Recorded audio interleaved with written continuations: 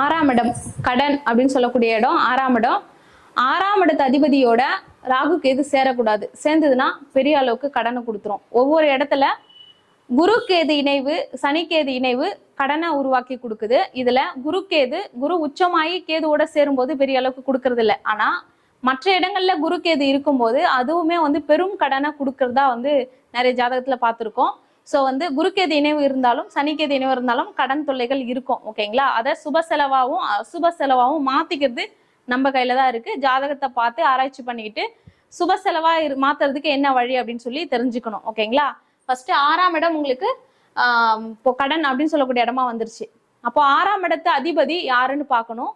ஆறாம் இடத்துல இருக்கக்கூடிய கிரகங்களை பார்க்கணும். 6 கூடிய தசாபுத்தி நடக்கும்போது பெரிய அளவுக்கு நமக்கு கடனை கொடுக்கறதுக்கான வாய்ப்பு உருவாகும். ஓகேங்களா? அந்த மாதிரி 6ஆம் அதிபதியான தசை உருவாகிறதுக்கு முன்னாடியே, தசாவோ புத்தியோ உருவாகிறதுக்கு முன்னாடியே நம்ம எப்போ ஆரம்பிக்க போகுதுன்றத புரிஞ்சுக்கிட்டு அதுக்கு முன்னாடியே நம்ம ஒரு வீடு கட்டுற வேலையோ இல்ல திருமணம் சம்பந்தப்பட்ட விஷயங்கள் சுப காரியங்கள் வீட்டுல ஏதாவது நடத்தணுமா அதை ஸ்டார்ட் பண்ணிடணும்.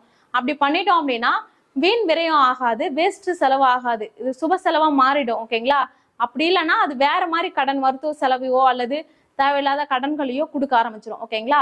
ஸோ அந்த சுப செலவா எப்படி மாத்துறது நீங்க இது பண்ணிக்கோங்க. ஓகேங்களா?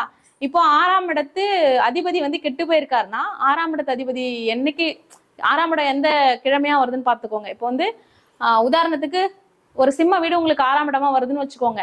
அப்போ 6ஆம் இடத்துக்கு அதிபதி உங்களுக்கு சூரியனா வருவார். அப்போ இப்போதைக்கு சிம்மத்துல கேது போயிட்டு இருக்கு. ஸோ கடன் அதிகமாகிக்கிட்டே இருக்கும். ஓகேங்களா? இப்போ மீனராசிக்காரங்களுக்கு ஒரு பக்கம் 7.5 சனி போயிட்டு இருக்கு, ஒரு பக்கம் 6ஆம் இடம் சிம்மமா வரும்போது அங்க கேது இருக்கிறதுனால மீனராசிக்காரங்களுக்கு கடன் அதிகமாகிடும். ஓகேங்களா? அவங்களாம் என்ன பண்ணணும் அப்படின்னா சித்தர்கள் வழிபாடு, ஜீவசமாதி, விநாயகர் வழிபாடு, சதுர்த்தி தீதி ஃபாலோ பண்றது, அன்னைக்கு விரதம் இருக்கிறது, அந்த மாதிரி நீங்க ஃபாலோ பண்ணும்போது அந்த கடன் குறைய ஆரம்பிக்கும். ஓகேங்களா?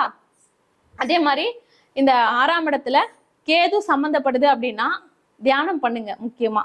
ஓகேங்க? மெடிடேஷன் பண்ணீங்கன்னா ஓரளவுக்கு எல்லாமே உங்க கண்ட்ரோல்ல வரும். அதுக்கப்புறம் முடிவெடுக்கக்கூடிய வலிமை உங்களுக்கே கிடைச்சிரும். ஓகேங்களா?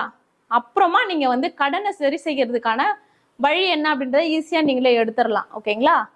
ஓகே.